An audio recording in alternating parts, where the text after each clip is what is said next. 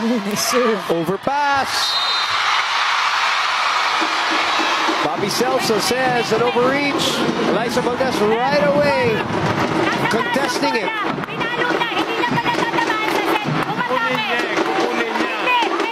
Teka lang. Teka ko ang i-explain. Hindi naman sinip ka. Eliza walks away. Papainit talaga. Napalo na. Andi dito pa eh. Pag mauna yung atake, sinong tama? Atake Hindi. o set? Yung bola na andi dito pa. Kukunin niya yung bola. Bobby Celso standing his ground, our up referee. That is a tough angle to see. Yeah, but this one is the perfect one.